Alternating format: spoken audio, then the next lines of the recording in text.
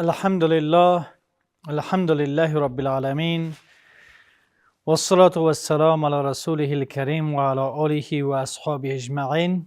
أما بعد فأعوذ بالله من الشيطان الرجيم. بسم الله الرحمن الرحيم. واعبدوا الله ولا تشركوا به شيئا وبالوالدين إحسانا وبذي القربى واليتامى والمساكين والجار ذي القربى والجار الجنب والصاحب بالجنب وابن السبيل وما ملكت أيمانكم ان الله لا يحب من كان مختلا فخورا.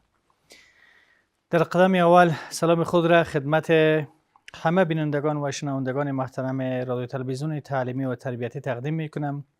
امیدوارم که در هر جایی که هستین جور و صحتمند و سلامت باشین.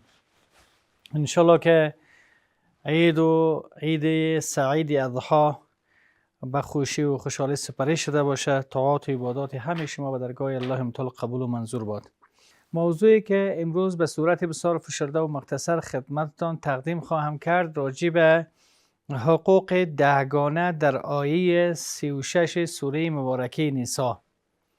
در آیه مبارکه 36 سوره مبارکه نساء حقوق دهگانه، حقوق الله، حقوق پدر و مادر، حقوق همسایه، حقوق خویشاوندان، یعنی 10 حق در این آیت بیان شده که انشالله در این برنامه به تفسیر و به تشریح از این آیت انشالله پرداخته خواهد شد.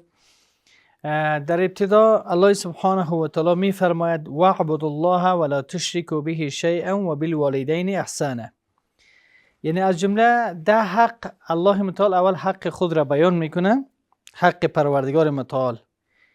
یعنی آیه کریمه اول مردم را به عبادت و بندگی پروردگار و ترک شرک دعوت میدهد که شما الله را عبادت بکنین. مستحق و سزاوار عبادت تنها الله سبحانه و تعالی هست و هیچ چیز را به الله شریک مقرر نکنین.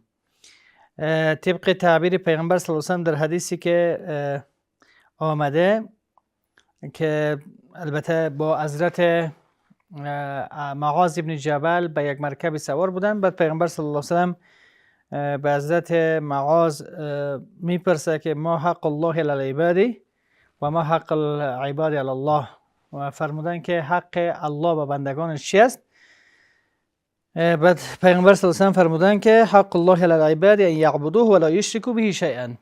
حق الله به بندگانش چی است؟ که الله را عبادت بکنن و به هیچ چیز را به الله شریک مقرر نکنن. حق الله سبحانه و تعالی به بندگانش این است که بندگان تنها و تنها پروردگار خود را پرستش بکنن و تمام نیاز و حاجات خود را از الله بخواهند و به الله هیچ چیز را شریک مقرر نکنن. و حق بندگان برای الله است که اگر کسی به الله چیزی را شریک مقرر نمیکنه و تنها الله را پرستش میکنه، الله بندگان خود را به جنت ببره و جهنم نجاتشان بده. یعنی چنین دعوت سرخط دعوت قرآنی و ریشه اصلی تمام برنامه‌های اسلامی است، به خاطر که دعوت به توحید و یکتاپرستی روح انسان را پاک، نیت را خالص و اراده را قوی و تصمیم را برای انجام هر برنامه البته بسیار محکم می‌سازد. یعنی سرلوحه و آغاز دعوت تمام انبیاء علیهم السلام همین بوده که ولقد بعثنا فی کل امة ان یعبدوا الله و اجتنبوا الطاغوت، که ما در هر امت پیغمبر را فرستادیم و آغازین سخنش و ابتدایی که البته قوم خود را دعوت میکردن این بوده که الله را عبادت بکنین و به الله چیزی امرای الله هیچ کس را و هیچ سنگ و چوبی را شریک مقرر نکنین. که حضرت معاذ را به عنوان والی پیغمبر صلی الله علیه و سلم به طرف یمن که روان میکنه، همین گپش همی است که اولین عمل و اولین کاری را که آغاز میکنی براشون بگو که یعنی به سوی توحید دعوتشون بکن.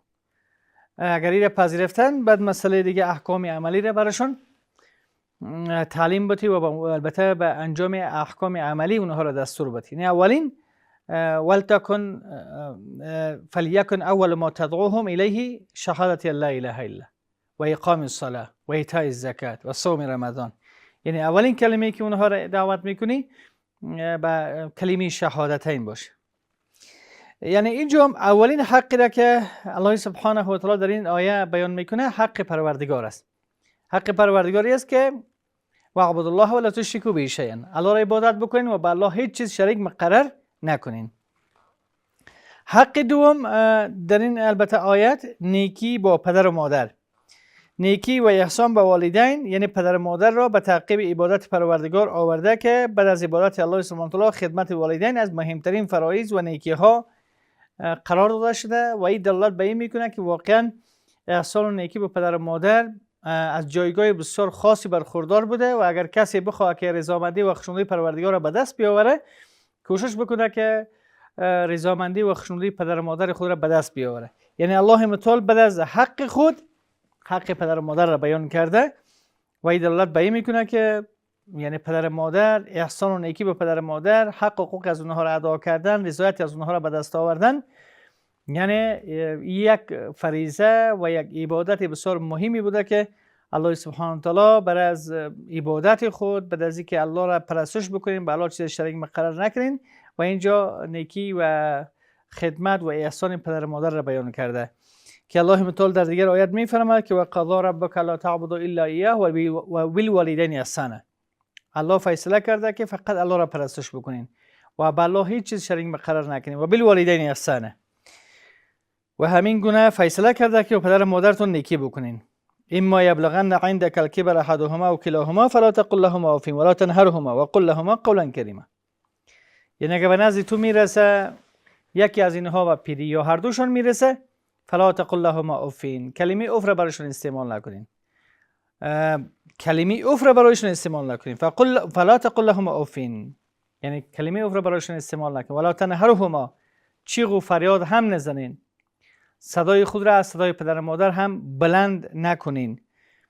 و قل لهما قولا کریما، و بسیار سخن شایسته و سخن نیک براشون بگوین.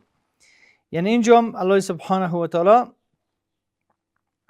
به نیکی به پدر و مادر اینجا دستور داده. در این آیت حق دوم بعد از حق الله سبحانه و تعالی حق پدر و مادر است که رفتار نیکو با پدر و مادر که در مقابل آنچه که از پدر و مادر مشاهده میکند نباید کوچکترین بی‌ادبی را مانند گفتن کلمه اف از خود نشان دهد. یعنی انسان حتی کلمه اف را کوچکترین بی‌ادبی را در مقابل پدر و مادر انجام ندهد که او کوچکترین کلمه اف است که اگر از اف هم کرده کلمه کوچکتری می بود باز هم من می بود. دوم نباید بر سر ایشان داد بزند و چیزی بگوید که باعث ناراحتی پدر و مادرش شود. چیغ نزنند، فریاد نکنند، با صدای بلند پدر و مادر خود صدا نکنند، بلکه بسیار با ادب، نهایت با ادب. سوم با کمال ادب و احترام و الفاظ شیرین با آنها سخن بگوید، الفاظی بسیار شیرین که پدر و مادر با او خرسند و خوشحال شود. و چهارم که با کمال تواضع و احترام و فروتنی همیشه با مهربانی با ایشان برخورد نماید. نهایت فروتن، یعنی پیش از پدر و مادر راه نرفتن، وقتی که به خانه میاین پیش رویشان استاد شدن، وقتی بیرون میشه بوتهایشان را پیش رویشان گذاشتن، وقتی میخوان وضو بگیرن آب را برایشان آماده ساختن، وقتی غذا و نانی را تقاضا میکنن یعنی برایشان فراهم ساختن. یعنی این آدابی است که باید یک اولاد در مقابل پدر و مادر خود انجام دهد. و پنجمی که باید برای پدر و مادرش در پیشگاه پروردگار همیشه طلب آمرزش بکند، همیشه دعا بکنن که قل رب ارحمهما کما ربیانی صغیرا، ای پروردگار بالای پدر و مادر ما رحم بکن امان گونه که در خوردی بالای ما رحم کردن، مهربانی کردن. حق سوم نیکی با خویشاوندان است. حق اول حق الله، حق دوم حق پدر و مادر و حق سوم حق یعنی خویشاوندان، نیکی با خویشاوندان. یعنی دستور میدهد که همه با همه خویشاوندان نیکی کرده شود و بذل قربه، و درباره خویشاوندان معامله نیکو باید داشته باشین، برخوردتان بسیار نیکو باشه با خویشاوندان. قرآن کریم و احادیث پیغمبر گرامی اسلام صلی الله علیه و سلم تعبیرهای مختلفی را گاهی به عنوان صله رحم، گاهی به عنوان احسان به اقارب و گاهی به موضوع خویشاوندی و در دیگر جا البته و بیدل و قربا. یعنی همگی از این دلالت به این میکنه که انسان باید به خویش و اقارب خود رفتار نیکو داشته باشه، خصوصا صله رحمی، که صله رحمی، قطع صله رحمی با خویشاوندان یک جمله گناه های خیلی بزرگی است و کسی که پیوند صله رحمی را همیشه، یعنی با پیوند صله رحمی احترام داره و صله رحمی را و خویشاوندان، خویش و اقارب را همیشه از حال و احوال از اونها جویا هست، در خوشی و خوشحالیشون اشتراک میکنه، در مشکلات هایشون اشتراک میکنه، الله سبحانه و تعالی رزق روزی از او را زیاد و عمر طولانی را برایش نصیب میگردونه. که در حدیث های بیشمار اهمیت صله رحم، حسن رفتار با آنها و عواقب زشت قطع پیوند خویشاوندی را الله بیان کرده. از جمله حضرت عایشه میفرماید عن نبی صلی الله علیه و سلم قال الرحم، یعنی پیغمبر صلی الله علیه و سلم فرمودن که الرحم شجنة فمن وصلها وصلته و من قطعها قطعته. این حضرت عایشه همسر پیغمبر صلی الله علیه و سلم از پیغمبر روایت کرده که فرمودن که کلمه رحم یعنی پیوند قرابت و خویشاوندی از ریشه ها گرفته یا از ریشه گرفته شده که یعنی اشتقاق رحمان که یکی از اسمای پروردگار که از آن اشتقاق یافته هست، خلاصه ای که هر کسی که او را وصل بکند پیوندی او با الله سبحانه و تعالی برقرار بوده و هر که پیوند خویشاوندی را قطع بکند پیوندی از او با خداوند قطع می‌گردد. یعنی کسی که پیوند خویشاوندی را برقرار بکند یعنی الله متعال رابطه خود را با او شخص برقرار می‌کند و هر کسی که پیوند خویشاوندی را قطع بکند الله سبحانه و تعالی یعنی رابطه خود را با او شخص قطع می‌کند. یعنی پیوند صله رحمی واقعا یعنی کسی که با شما قطع رابطه می‌کند شما با او قطع رابطه نکنین بلکه با اونها نیکی بکنین. بعضی از اوقات بعضی از خانواده و فامیل ها هستن که کسی که به خونهشون نیامد اینها نمیرن به خونه از، در حالی که گپ نیست. صله رحمی است که کسی که با تو رابطه خود قطع میکنه تو رابطه خود را وصل میکنی، او قطع میکنه تو وصل میکنی. او به خانه تو نمیاد تو به خانه از او میری، او از حال و احوال تو جویا و با خبر نمیشه تو از حال و احوال از او با خبر میشی. یعنی صله رحمی واقعی امی هست. و یا اینکه مریض هستی به دیدار تو نمیاد، او مریض که شد به دیدارش میری. چون الله متعال قرآن کریم میفرماید که ولا تستوی الحسنة ولا السیئة ادفع بالتي هي احسن فاذا الذي بینک و بینه عداوة کانه ولی حمیم. یعنی انسان نیکوکار یا نیکی با بدی برابر شده نمیتونه.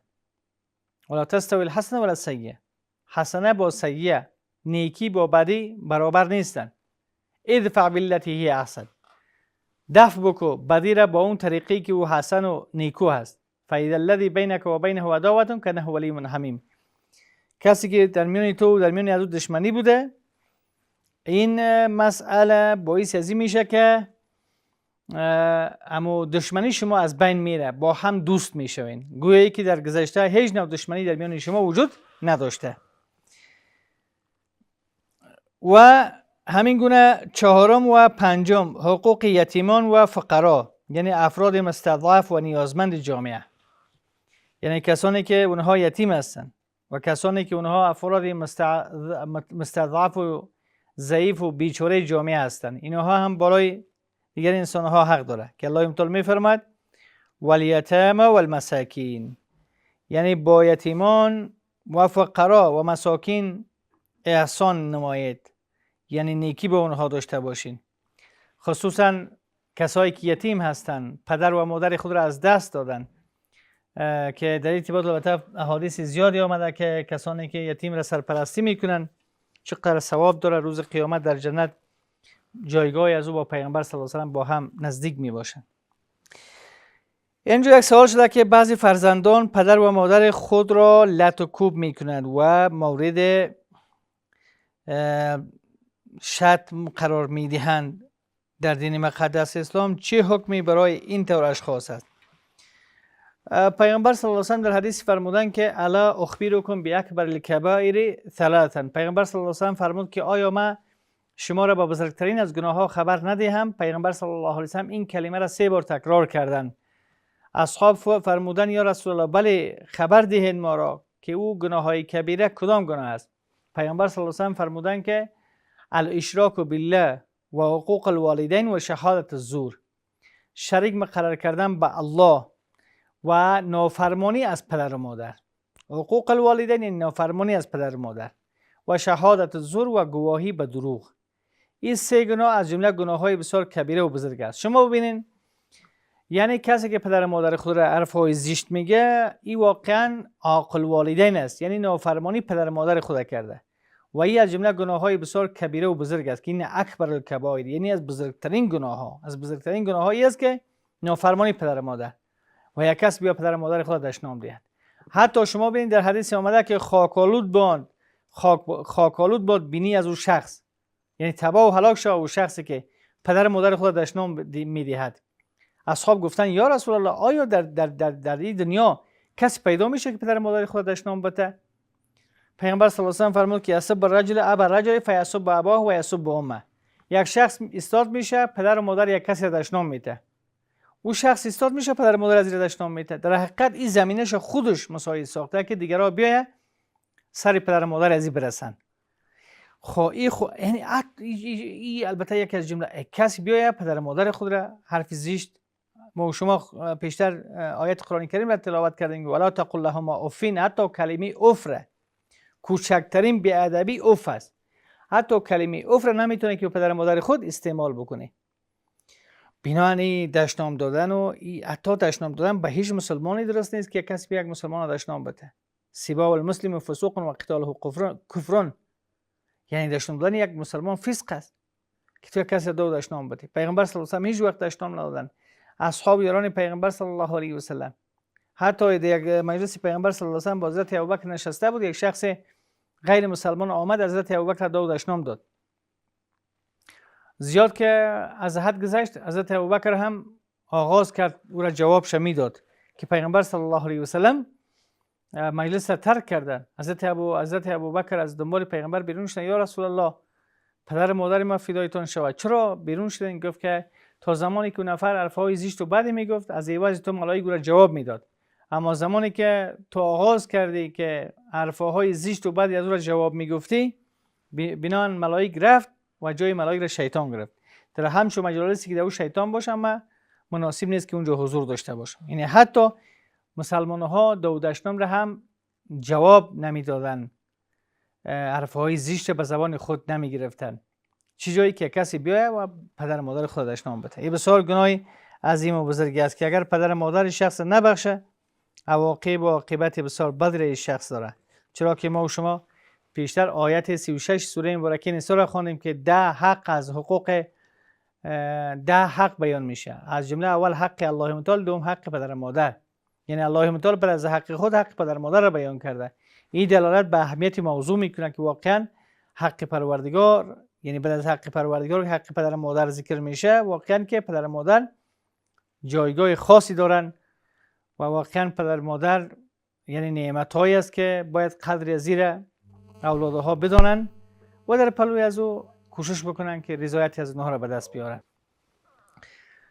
چند ساله که اینجا مطرح شده، یکی که دشنام دادن در دین مقدس اسلام چه حکمی داره؟ دشنام دادن یک انسان مؤمن مسلمان نباید دشنام بده. پیغمبر صلی الله علیه و سلم میفرماید که المسلم من سلم المسلمون من لسانه و یده. مسلمان واقعی کسی است که دیگر مسلمان ها از شر زبان دست آن در امن باشند.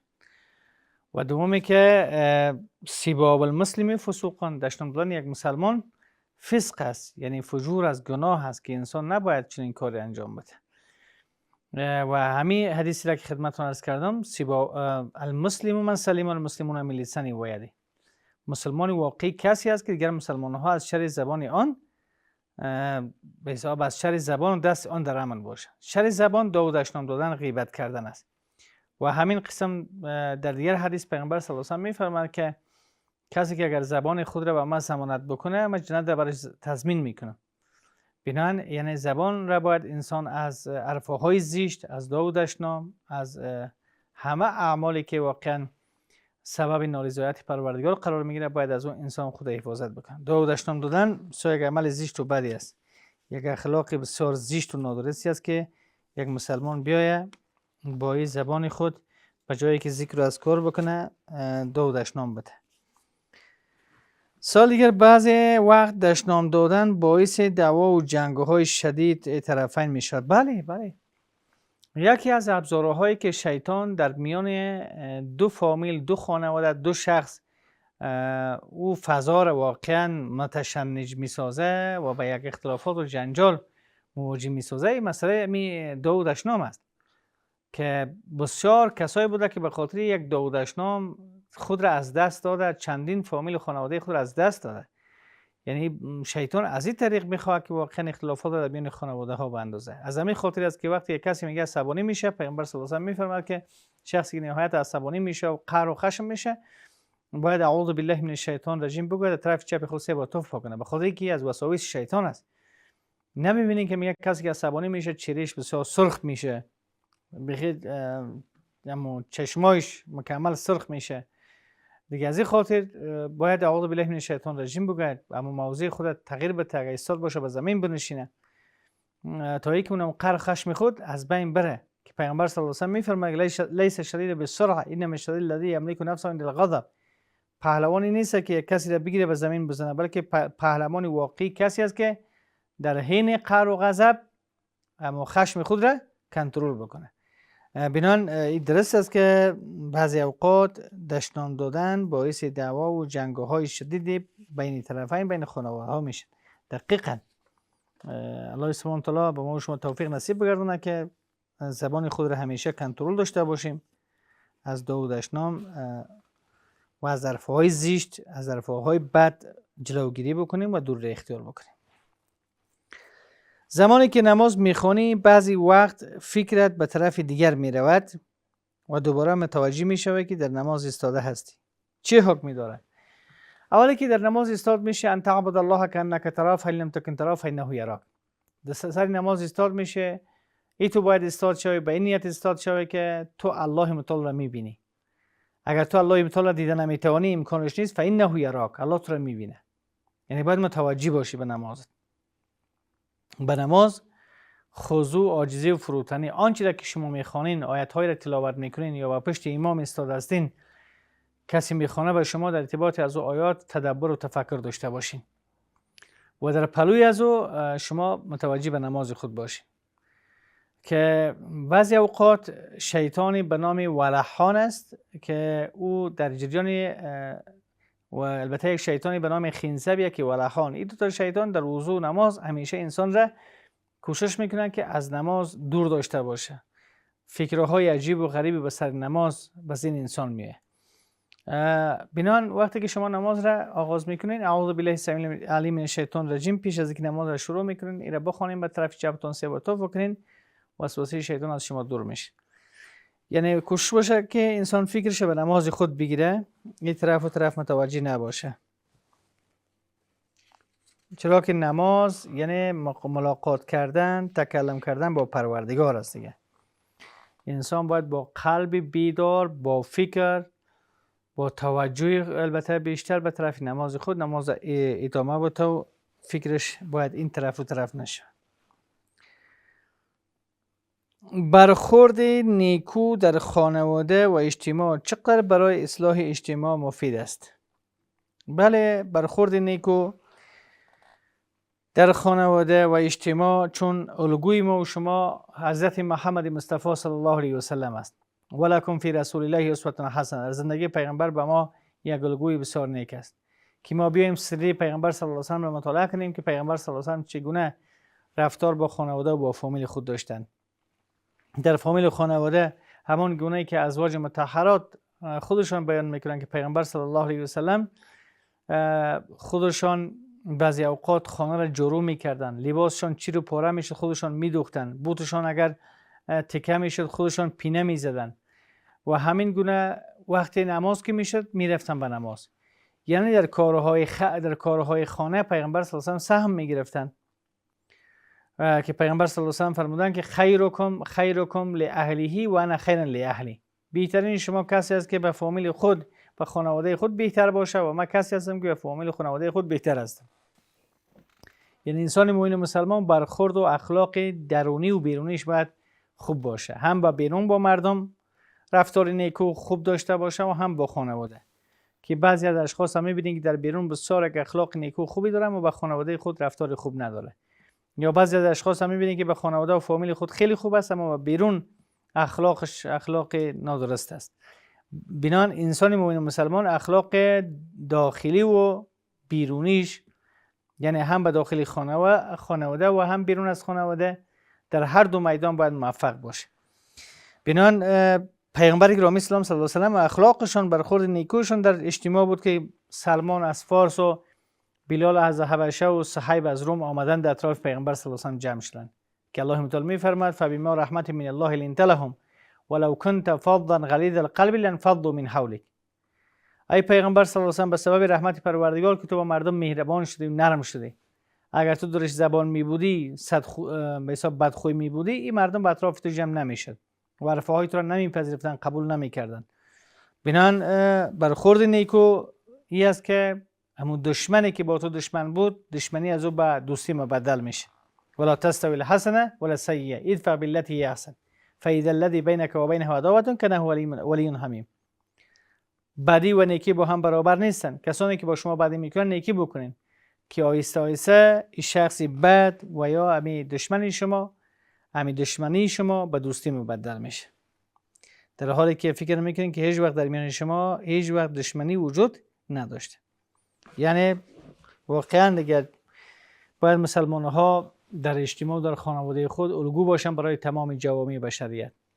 بسیار از کسایی که مسلمان شدن از اخلاق پیغمبر صلی الله علیه و سلم متاثر شدن، از اخلاق اصحاب یاران پیغمبر، از عدالت و صداقتشون متاثر شدن، مسلمان شدن. در ارتباط حق و حقوق گفتیم دگانی که در سوره مبارکه نساء آیت 36 بیان شده، اول حق الله سبحانه و تعالی، دوم حق پدر و مادر و سوم هم حق خویشاوندان و چهارم هم حق یتیمان و پنجم هم حق مستضعفین. در ارتباط حق یتیم ها در ارتباط حدیث پیغمبر صلی الله علیه و سلم است که ان سهل بن سعد عن النبی صلی الله علیه و سلم قال انا وكافل اليتيم في الجنه هكذا وقال باصبعيه السبابه والوسطى. سهل میگوید که پیغمبر صلی الله علیه و سلم با اشاره به دو انگشت سبابه و البته با کلکی به حساب میانه خود با هم نزدیک ساد اشاره کردن که یعنی ما و کسی که سرپرست یتیم هستند در جنت با هم نزدیک هستیم، همانطوری که این کلوکاها از یکدیگر چندان فاصلی نداره. به همین اندازه ما با کسی که سرپرست یتیم است و یتیم را سرپرستی میکنه، خدمت میکنه، در روز قیامت در جنت با هم نزدیکیم. و درباره خدمت و کمک به نیازمندان، بیماران، افراد فقیر و بیچاره میفرماید که عبدالله ابن عمر میفرماید که ان رسول الله صلی الله علیه و قال المسلم اخو المسلم لا يظلمه ولا يسلمه ومن كان في حاجة اخيه كان الله في حاجته ومن فرج عن مسلم كربة فرج الله عنه كربة من كربات يوم القيامة ومن ستر مسلما ستر الله يوم القيامة. یعنی پیغمبر صلی الله علیه و سلم فرمودن، حضرت عبدالله بن عمر روایت میکنن که پیغمبر صلی الله علیه و سلم فرمود که مسلمان برادر مسلمان است، هیچ وقت برادر خود را ظلم نمیکنه، بالای ظلم نمیکنه و هیچ وقت برادر خود را به دشمنش او را تحویل نمیده، تسلیم نمیکنه. و کسی که در صدد برآوردن حاجت یک برادرش باشه که یک مشکل یک برادر خود را دور بکنه و برطرف بسازه، کان الله فی حاجته، الله تعالی هم حاجتی از او را برآورده میسازه و هدفی که داره هدفش برآورده میسازه. و من فرج عن مسلم کربة، کسی از یک مسلمان یک سختیش را دور بسازه، فرج الله عنه کرب من کربات یوم القیامه، الله تعالی سختی های روز قیامت از او را دور میسازه. و من ستر مسلما ستر الله یوم القیامه، یا کسی که یک مسلمان را گناه های از او را ستر پوشی بکنه و گناهی که بین از او بین پروردگارش است افشا نسازه، الله سبحانه و تعالی روز قیامت گناه های از این شخص را ستر پوشی میکنه و میپوشانه.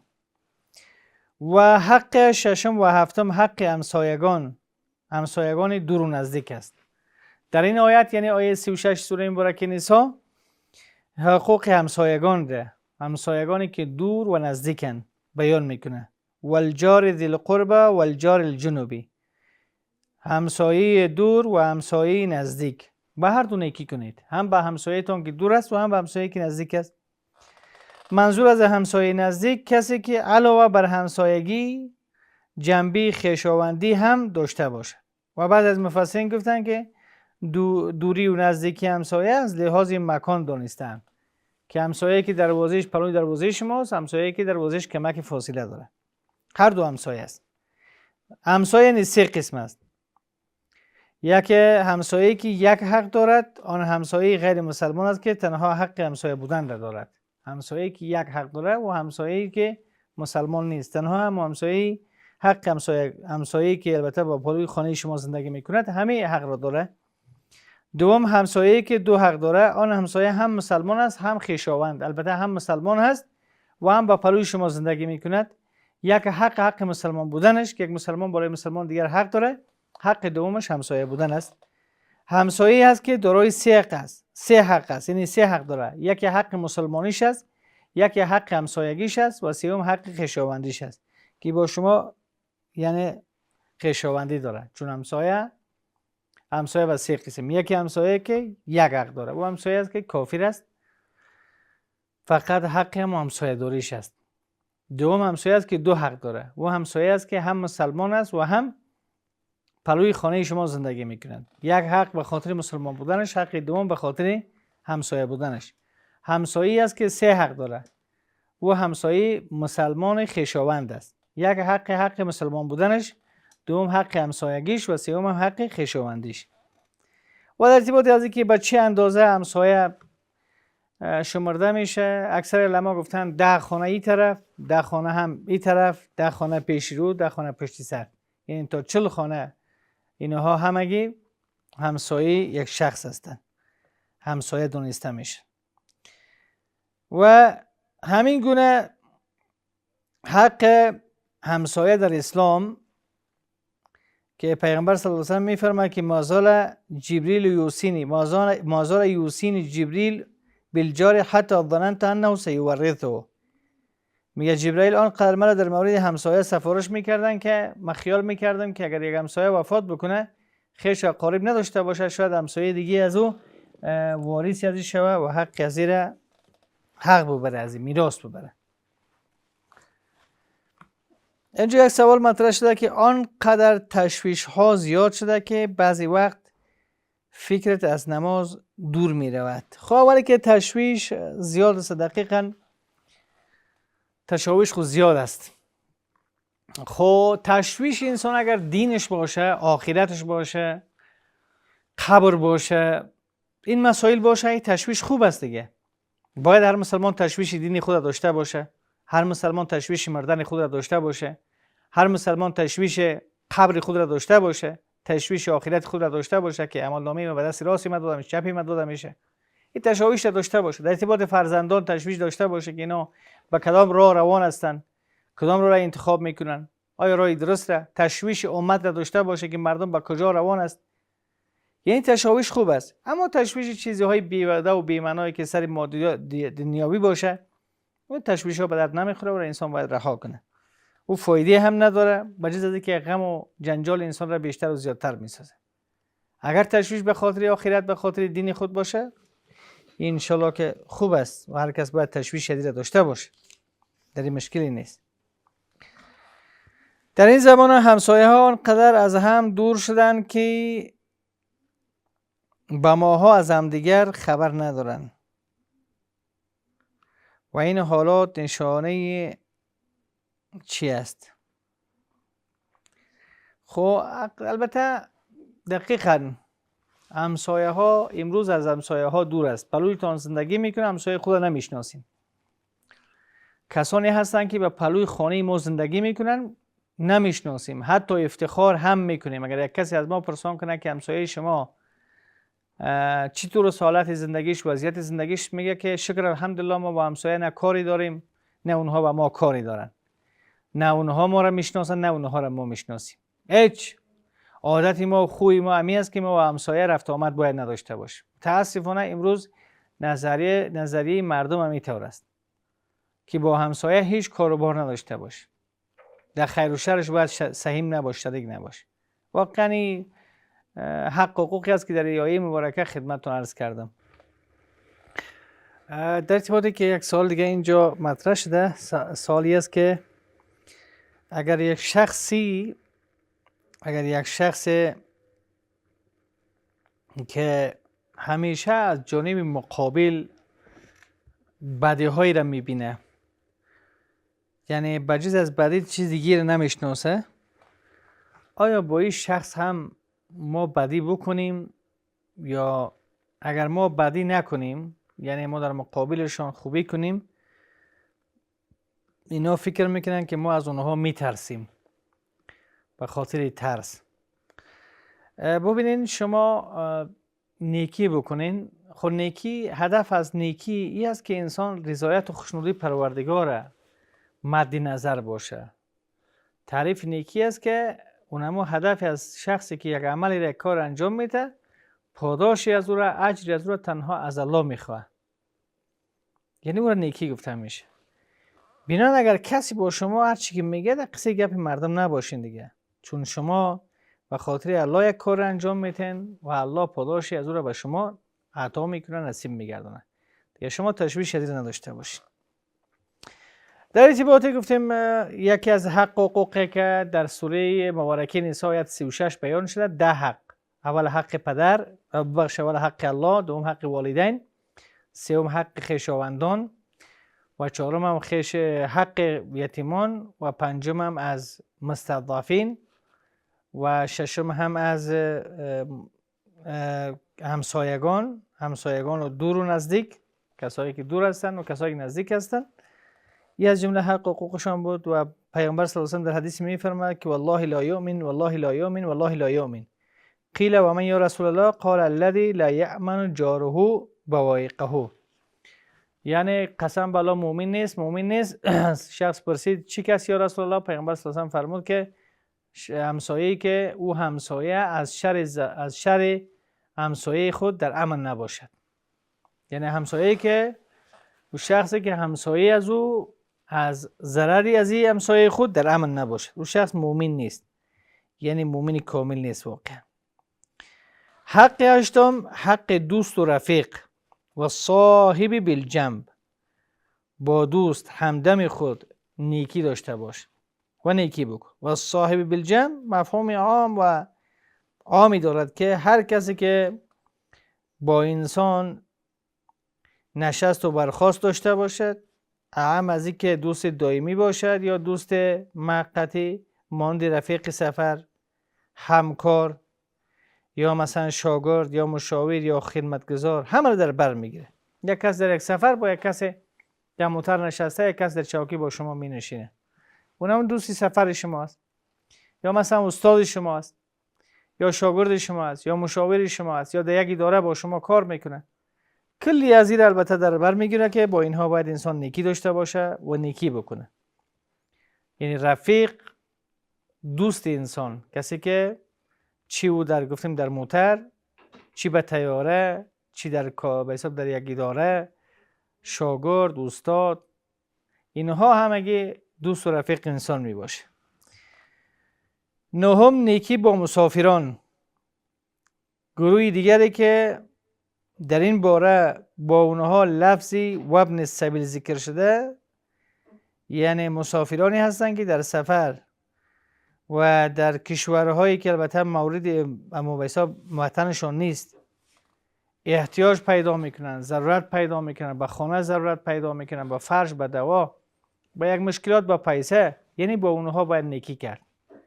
با مسافرین و ابن السبیل، با مسافرین، کسانی که از خانه و کاشانه خود دور هستند، در محیط و منطقه شما زندگی میکنن، اگر به مشکلی بر میخورن باید که احسان و نیکی با مسافران را انسان فراموش نکنه، چون که اینها مستحق کمک و همکاری هستند، اگرچه در وطن خود هر چیز داشته باشند، مگر چون در دیار مسافرت مجبورند.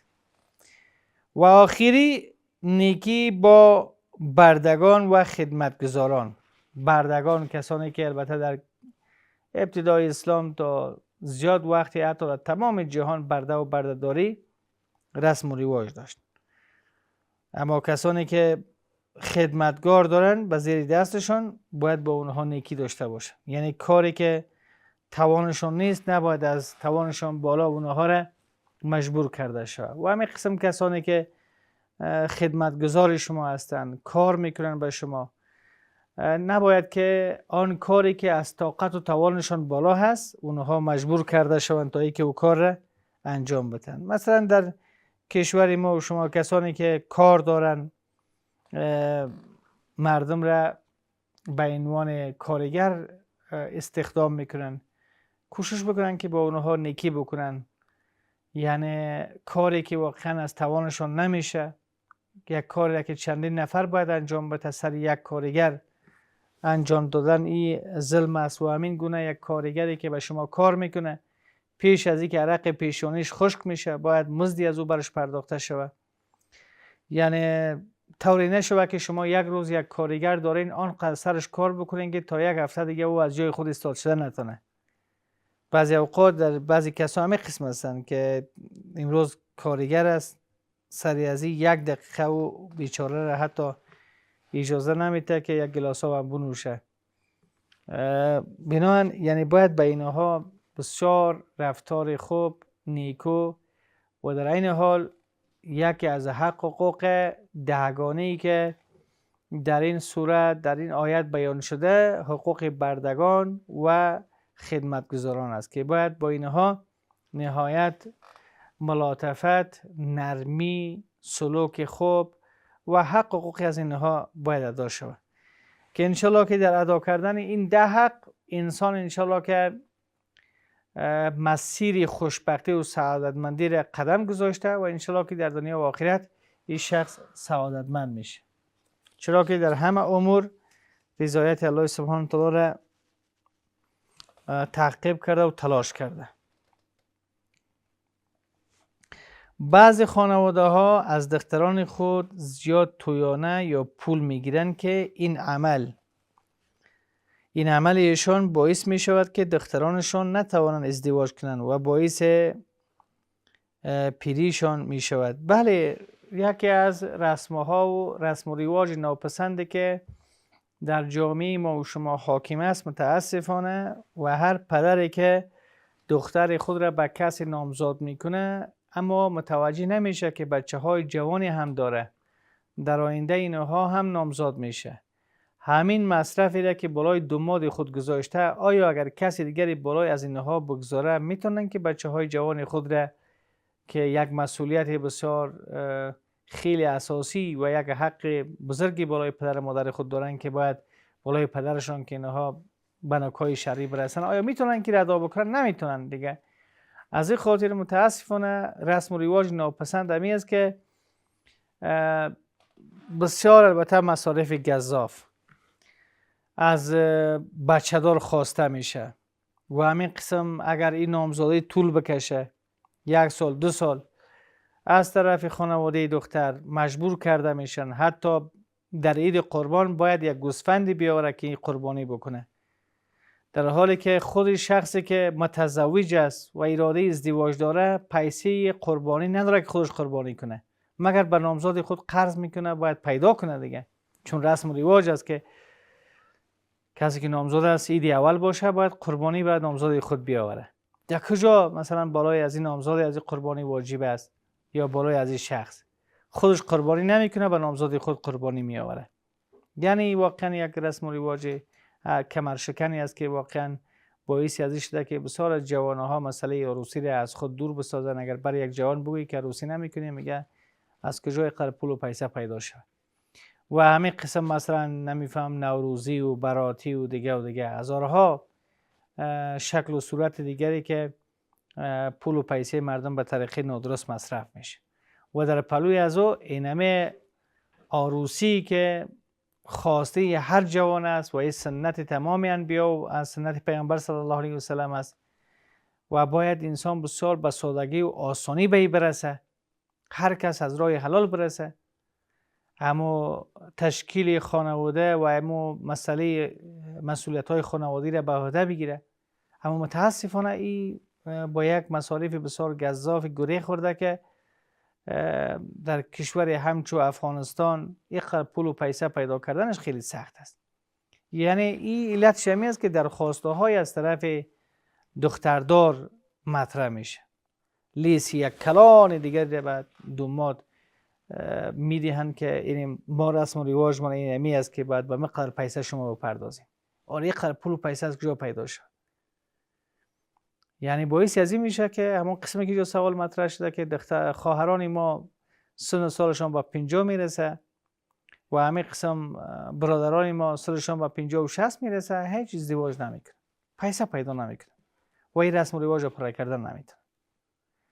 دیگه این واقعا یک رسم و رواج ناپسند است. هر کس الله تعالی به ما و شما عقل داده، فکر داده دیگه باید ما این کوشش بکنیم. علما یک فرمولی را اینا ایجاد کردن، میگه هر زمانی که در یک جامعه رسیدن به حلال آسان شوه که هر کس بتونه که بسیار با آسانی به حلال، یعنی از طریق نکاح شرعی ازدواج بکنه، در اون جامعه فساد اخلاقی بخی صفر میشه. اما اگر در یک جامعه‌ای که رسیدن به حلال بسیار پول و پیسه گزافی ضرورت است، اما رسیدن به حرام بسیار با پیسه ناچیزی، یعنی اونجا است که جامعه را فساد اخلاقی البته به اوج اخیر میرسه و مردم از سنت پیغمبر صلی الله علیه و آله دور میشه. یعنی مسئولیت کل است، باید همین ما و شما در نظر بگیریم. دیگه ما خویشی میکنیم با یک نفر، دشمنی نمیکنیم. کدام اینجا دیت و خونبها نیست که از او بگیریم. یکی از برادرها در همین برنامه ما تماس گرفتن، گفت که من به داماد خود گفتم که 6 لک افغانی شما پیسه بیاورین، 6 لک افغانی. بعد میگه که این نفر 4 لک و 70 هزار افغانی را آورد و 1 لک و 30 هزار از این ماند. من گفتم نه، پیسه را باید تویانه را مکمل کنی، باز میتونی که خانه میخواد نکاح کنی ببری. میگه داماد ما و من عذرخواهی کرد که خیره 1 لک و 30 هزار روپیه قسطوار ما به شما میپردازم، اجازه بدین که من زن خود را نکاح کنم، به خانه خود بیاورم. میگه یه تعهد کرد. حالی که نکاح کرده برش میگه زنگ میزنم که 1 لک 30 هزار روپیه را بیار، میگه من نمیارم. یعنی شما ببینید که شما همین 4 لک 70 هزار روپیه را که از همین بنده خدا گرفتی، به کدام اینوان گرفتین؟ اگر مسئله مهر باشه، خب مهر به خود دختر تعلق میگیره دیگه، و پیسه خودش است.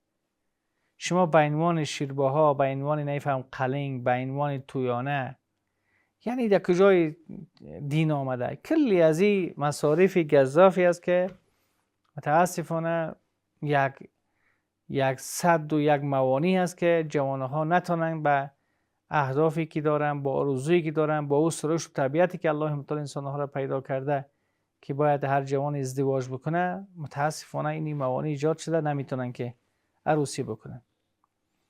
یعنی این مشکلات های بسیار اساسی است که آنچه که شما سوال کردین دقیقا همین قسم است.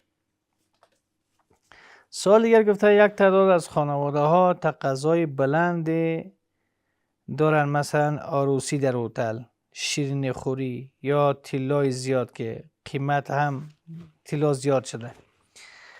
شما ببینید اگر مثلا در حالی ببینید بسیار یک جنجال خیلی بزرگ و کلان دیگه که شیرینی خوری یک مصرف. همینجا که شما یک جا خواستگاری میریم براتون لیست میده. شیرینی خوری باز هتل هم انتخاب میکنه، هتلی که اون مینوی به حساب غذایی از او خیلی بلند است.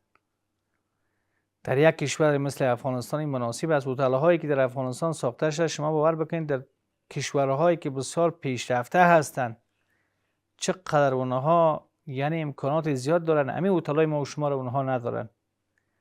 کسایی که رفتن در خارج دیگه کشورها رفتن، شما پرسان بکنید که هیچ یکی از کشورها همین قسم هتل هایی که بسیار زیبا و هتل هایی که با این منوی غذایی بلند هیچ کشور دیگه ندارن. یعنی ما همین مصارفی را که در این هتل نیمی از اون مصرف میشه. یعنی اگر ما امیر زن و شوهر در زندگی خود سرمایه گذاری کنن، یک خانه خوب به خود بسازن، یعنی این کار رو نمیکنن. کلی از این فقط در یک شب خوردم نوش میکنن. که اکثری از این اسراف است. الله امتال میفرماد کلوا واشربوا ولا تسرفوا، بخورین بنوشین، اسراف نکنین. دقیقاً این اینجا یک نوع اسراف است. شیرینی خوری علایده، یک بار شیرینی خوری در هتل، بازاروسی هم در هتل. اگر یک برادر بگوی خیر تو همین تعداد کسانی را که در عروسی خبر میکنین، ولی در شیرینی خوری که در عروسی خوبی از خبر میگی، در شیرینی خوری یک 5 نفر در خانواده باشه، یک الله اکبر کنین خلاص است دیگه. نه خیر، ما در 10 شیرینی خوری پلوی مردم خوردیم، ما دیگه از او را خوردیم دیگه، باید ما این کار کنیم. یعنی فقط گپشون همی است. برادر، ولی کوشش بکنیم که می رسم و رواج را ریشه‌کن بسازیم. ولی اگر ما خودی کار نکنیم چی وقتی ختم میشه؟ دیگه متاسفانه این رسم و رواجی که یکی از دیگر تقلید میکنه باعث بدبختی شده. پیغمبر صلی الله علیه و سلم در عروسی عبدالله، جابر ابن عبدالله، وقتی دید رنگ روی شکمک برگه های زعفران در وجودش دید، پیغمبر فرمود که تزوجته، ازدواج کردی؟ گفت بله. بکرن هم سایبن، با دختر باکره یا با زن بیوه؟ گفت با بیوه. خب پیغمبر صلی الله علیه و سلم گفت که اولیم ولو شاتن، ولو که یک گوسفند هم باشه ولیمه بده، یعنی غذا بده برای مردم. شما ببینید اینجا یعنی پیغمبر صلی الله علیه و سلم شخصیت بسیار مهمی پیغمبر است، اما از جابر ابن عبدالله عروسی کرده، پیغمبر خبر نکرد. پیغمبرم خفه نشده که گفته باشه که چرا مرا خبر نکردی، یک قسم و قسم هیچ. حالی امروز اگر یک کس نکاح کنه، در یک کارت نوشته میکنه، یک نفر نوشته میکنه، ماشاءالله 10 نفر میه. 10 نفری از او کلی از او شما ببینید در هتل پیسه چی میکنه مصرف داره. در حالی که همگی رسم و رواج ناپسند است که الله سبحانه و تعالی به ما و شما توفیق نصیب بگردانه که این رسم ها و رواج های نادرست را ریشه‌کن بسازیم. ما سنت پیغمبر صلی الله علیه و آله احیا کنیم. وقتی برنامه تمام است تا برنامه بعدی که در خدمت شما ان شاء الله قرار میگیرم، همه شما را به الله کریم رحیم میسپارم. السلام علیکم و رحمت الله و برکاته.